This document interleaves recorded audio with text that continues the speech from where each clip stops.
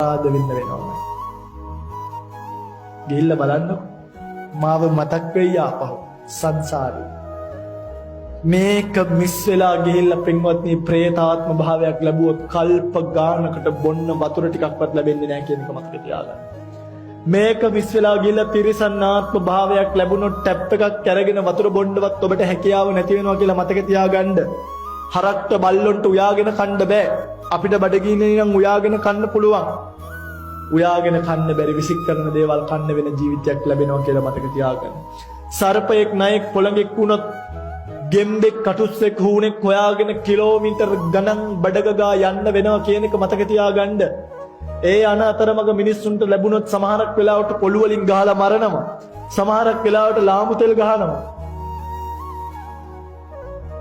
එහෙම සසරක් ඔබට යන්න තියෙන්නේ තව ටික කාලෙකින් කණ්ඩ හූනෙක් හොයාගන්න නැතුව කිලෝමීටර් ගාණක් බඩ ගන්න වෙන ආත්ම භාවයක් ලැබීමේ සම්භාවිතාවය වැඩි.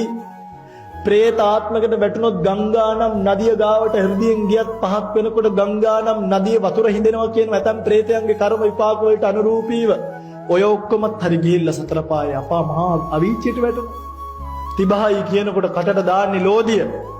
බඩගිනි කියනකොට කටට දාන්නේ අඟුරු ගිනියම් වෙච්ච. ආත්ම භාවයන් සුඛෝපභෝගී නෑ.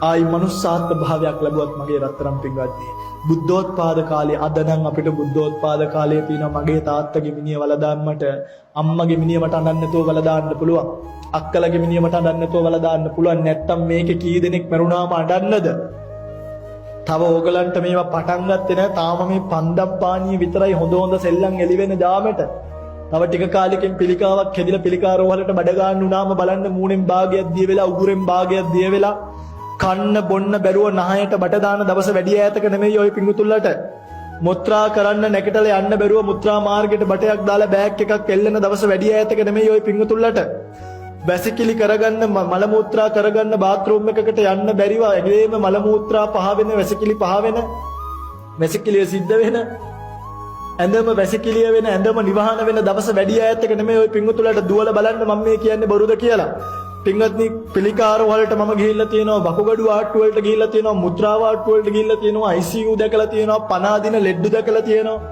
මේ වෙලාවේ බයිපාස් එකක් කරන්න මිනිස්සු පොළෙමේ ඉන්නවා අවුරුදු 4ක්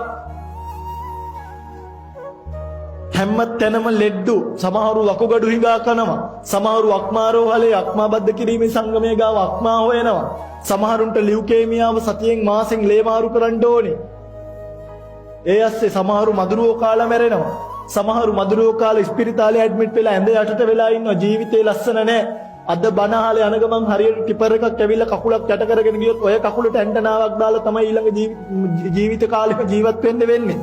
පැරලයිස් වෙලා ඇඟෙන් භාගයක් පණ නැති වුණොත් අංශ භාගය හැදුනොත් ආපහු කතන්දර නෑ කියන්න කන්න කට ඇරගන්න බැරි දවස වැඩි ඈතක නෙමෙයි. ගිහිල්ලා බලන්න.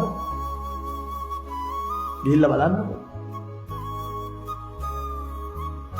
මේක මේ එන සුඛෝපභෝගී උඩ පැනලා වෙසක් දවසට මන් දන්නේ ඔය පිංගුතුල බල්බ් දාගෙන කොහොමද නටන්නේ කියලා මන් දන්නේ ඔය පිංගුතුල පොසොන් දවසට ඩීමෝ බට්ටෙක්ගේ පිටිපස්සේ නැගලා කොහොමද උඩ පැන පැන සින්දු කී පොසොන් බලන්න යන්නේ කියලා මම දන්නේ වෙසක් දවසට ඔය පිංගුතුල කොහොමද ඔච්චර ජොලියෙන් ඉන්නේ කියලා කෙටියෙන්ම කියනවනම් පැත්තකට ගිහිල්ලා බුදුන් වහන්සේගේ ඉපදීම බුදු වීම පරිනිර්වාණය කල්පනා කරලා හරි සංවේගයට පත් වෙන්න පුළුවන් දවසේ මගේ පිංගුතුල ඔක්කොම එකතු වෙලා කට්ටියක් තොරන් බඳිනවා කට්ටියක් ඒක බලන්න යනවා ඒක විරුදු කියන කෙනා විහිළුවෙන් විරුදු කියනවා අනේ අපි හැමෝම ගිහලා සාදු කියලා එනවා. ලස්සට වෙසක් තිබ්බා. සමහරු දන්සල් වල පොලිමේ වෙසක් කියන්නේ ෆන්ක්ෂන් එකක් නෙමෙයි.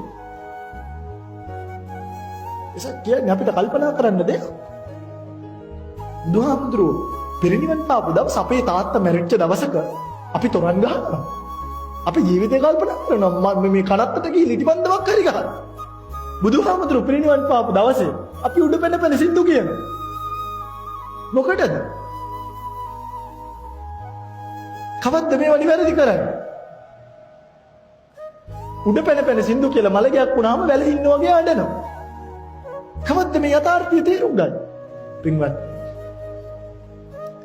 ජීවිත සෙල්ලම ලස්සන නෑ. දුවන්න එපා. ඔබට තේරෙනවද ඇයි ධම්මවිජය ස්වාමීන් වහන්සේලා කොණ්ඩේ කපලා මේ සිවුරක් පොරවගෙන මහණුනේ කියන්නේ. ඔය ජීවිතේ වැඩක් නෑ මගේ රත්තරන් පින්වන්දි ඕකට ආස කරන එක අතාරින්න. ඔබේ මේ ඇහැ ලැබිලා තියෙන රූප බලන්නම විතරක් නෙවෙයි. ඔබ හිතන්න එපා අපිට ඇහැ ලැබිලා තියෙන්නේ මොකටද? රූප බලන්න. කන ලැබිලා තියෙන්නේ සද්ධාන්න නෑ ඇහැ ලැබුණේ පෙර කර්මයක විපාකයක් විදියට. කන ලැබුණේ පෙර කර්මයක විපාකයක් විදියට. දැන් මේ විපාකෙන් ආයි ලෝක ආස්වාදය කරන. නගේ පිටුල ගිහිල්ලා බලන්නකො මම මේ කියනවට. ගිහිල්ලා වකුගඩු ආට්ටුවක ඇඩ්මිට් වුණාම මුත්‍රා මාර්ගයේ ගලක් හිර වෙච්ච දවසට මුත්‍රා කරනකොට කන දැවිල්ල වෙන්න මුත්‍රා පිට වෙනකොට සැරට පිටුලට ආපහු මාව මතක්. හරි. මාළු මඩමක තනියෙන් උඩ බලාගෙන ඉන්න වෙච්ච දවසක දරුවෝ තාම ওই පිටුලට නැගිටලා එන්න පුළුවන් නේ. එක දවසක් එනවා මේ ওই කකුල් දෙක මේ මෙන්න මේ ලයිට් එක ගහලා තියෙන බටේ තරම් කෙට් වෙන දවසක්. දාට බාත්රූම් එකට නැගිටලා යන්න බෑ.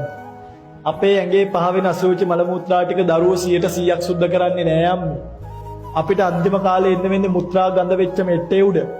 අපිට අන්තිම කාලේ එන්න වෙන්නේ අසුචි හරියට හේදිච්ච නැති ඇඟක් උඩ.